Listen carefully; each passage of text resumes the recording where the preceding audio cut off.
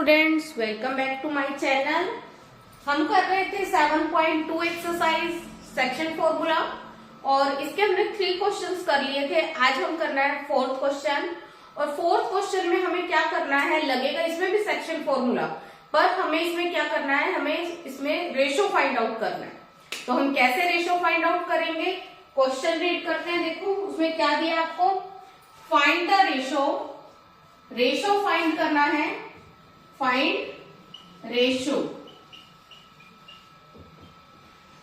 Ratio find करना है कैसे, if in which the line segment joining the point, एक लाइन सेगमेंट है उसके आपको ज्वाइनिंग पॉइंट दिए हैं, मतलब इनिशियल और फाइनल पॉइंट क्या क्या दिए हैं, -3 और 10, -3 और 10, और सेकंड पॉइंट आपको दिया है 6 -8 इज डिवाइडेड बाय, ये लाइन सेगमेंट डिवाइड हो रहा है, उस पॉइंट के आपको कोऑर्डिनेट्स दिए हैं -1 और 6, मतलब आपको लाइन सेगमेंट के ज्वाइनिंग पॉइंट भी दे दिए और पहले हम जो डिवाइडिंग पॉइंट होता था उसके कोऑर्डिनेट्स फाइंड करते थे, उसके कोऑर्डिनेट्स भी दे दिए। पर पहले आपको रेशो गिवन होता था, बट अब आपको रेशो फाइंड करना है। तो अगर रेशो फाइंड करना है या रेशो गिवन है, दोनों ही कंडीशन में आप सेक्शन फॉर्मूला यूज करोगे, बट अगर हमें रेशो फाइंड करना है तो हम लेट करके चलते हैं, इसका रेशो लेट कर लेंगे हम k/1। ये जो पॉइंट है वो इस लाइन सेगमेंट को k/1 में डिवाइड कर रहा है। बेशक आप इसकी नेमिंग भी कर सकते हो, इसको P ले लेते हैं, इसको A और इसको B। हम लेट करेंगे, late P divides the line segment, divides the line segment AB in ratio k/1। हमने रेशो क्या लेट कर लिया, k/1। तो पहले की तरह सेक्शन फॉर्मूला लगाएंगे, इसको m1 m2 ले लो, इसको x1 y1, this one is x2 y2 and this one is x1। तो हम x से या y से किसी से भी k की वैल्यू फाइंड कर सकते हैं। कैसे, अगर हम x से वैल्यू निकाले तो x का फॉर्मूला क्या होता था, m1 x2 plus m2 x1 upon में m1 प्लस m2। अब देखो हम कैसे वैल्यू फाइंड करेंगे, x की वैल्यू कितनी है, -1, m1 कितना है k, x2 की वैल्यू 6, m2 की वैल्यू 1 एंड x1 की वैल्यू -3 अपॉन में m1 प्लस m2 को आपने क्या लेट किया है, k+1। इसको हम क्या करते हैं, क्रॉस मल्टीप्लाई करेंगे और साथ साथ सिंप्लीफाई करेंगे, -1 को मल्टीप्लाई करेंगे k+1 से और इस पूरी टर्म को मल्टीप्लाई करेंगे 1 से, तो 6k और ये कितना होगा, प्लस माइनस का 3, और जब इसको 1 से मल्टीप्लाई किया तो सेम टर्म आ गई। अब इसको अगर माइनस को अंदर मल्टीप्लाई करें, -k -1 is equal to 6k -3, -k 6k plus का है, इधर आएगा तो माइनस का -3 प्लस 1, माइनस का 7k is equal to minus का 2, माइनस से माइनस कट जाएगा तो k की वैल्यू कितनी आ जाएगी, 2/7। अब यहाँ पे k के अपॉन में आप 1 लगा सकते हो, तो इसका मतलब हमें रेशो क्या मिल गया, k/1। डिवाइड में जो होता है उसको हम रेशो में लिखते हैं और वो रेशो कितना मिल गया हमें, 2/7। क्लियर है, हमने रेशो फाइंड कर लिया। आप इसको y के फॉर्मूले से भी फाइंड कर सकते थे, अगर आपको करना है तो आप चेक भी कर सकते हो, उससे भी सेम वैल्यू आएगी। तो y का क्या फॉर्मूला होता था हमारे पास, m1 y2 plus m2 y1 upon में m1 प्लस m2। तो इसको कैसे करोगे, y की वैल्यू कितनी है 6, m1 कितना है k, y2 की वैल्यू कितनी है -8 प्लस m2 कितना है 1, y1 की वैल्यू कितनी है 10,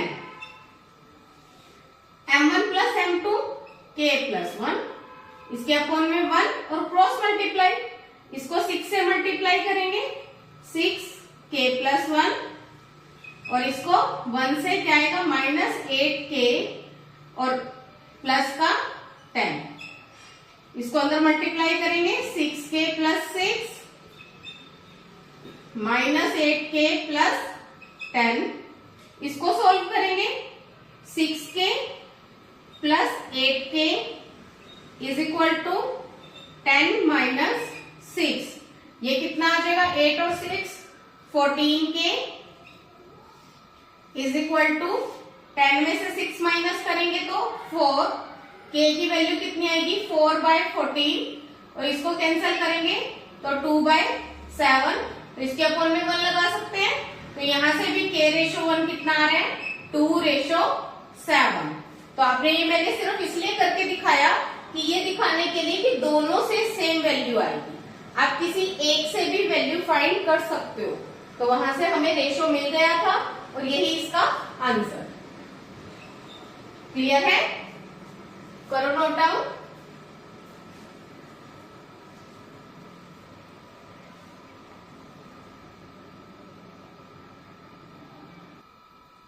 अब जो इसका नेक्स्ट क्वेश्चन है 5th क्वेश्चन, इसमें आपको क्या दिया है फाइंड द रेशो, इसमें भी आपको रेशो फाइंड करना है, सेम वैसे ही क्वेश्चन होगा पर थोड़ा सा चेंज है इसमें। देखो find the ratio in which the line segment joining point दिए आपको लाइन सेगमेंट के, ए के पॉइंट दिए हैं 1 और -5, बी के पॉइंट दिए हैं -4 और 5, बट ये लाइन सेगमेंट जो है वो किससे डिवाइड हो रहा है बाय द एक्स एक्सिस।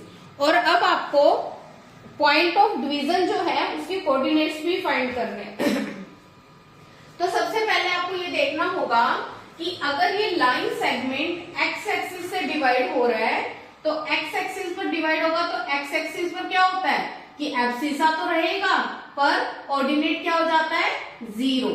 यहाँ पे एक छोटी सी चीज आपको याद रखनी है कि अगर वो एक्स एक्सिस से डिवाइड हो रहा है तो एक्स का पॉइंट रहेगा एक्स बट वाई क्या हो जाएगा 0। अगर इसने ये बात यही कहा होता है कि लाइन सेगमेंट वाई एक्सिस से डिवाइड हो रहा है तब हम क्या करते हैं उसमें एक्स एक्सिस का पॉइंट हो जाता है 0 और वाई एक्सिस का पॉइंट ऑर्डिनेट जो होता है उसको हम वाई लेते हैं।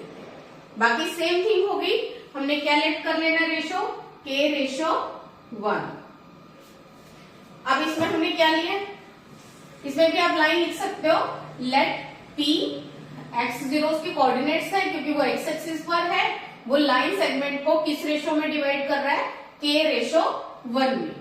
तो इसी से हम x की वैल्यू निकाले, पहले x का क्या होता था formula m1 x2 plus m2 x1 upon में m1 प्लस m2।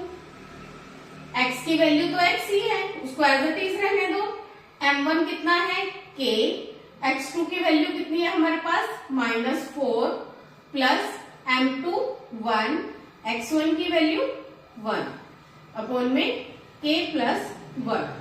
पर ये हम क्या करेंगे, देखो यहाँ पे क्रॉस मल्टीप्लाई करेंगे तो हमारे पास जो वैल्यूज है k की वैल्यू भी फाइंड करनी है x की भी, यहाँ पे तो दो वैल्यूज आ गई जिसको फाइंड करना पड़ेगा, तो इसको हम यहीं तक छोड़ देते हैं। अब हम सोल्व करेंगे y को। देखो y का क्या था formula m1 y2 plus m2 y1 upon में m1 प्लस m2। y की वैल्यू कितनी है 0,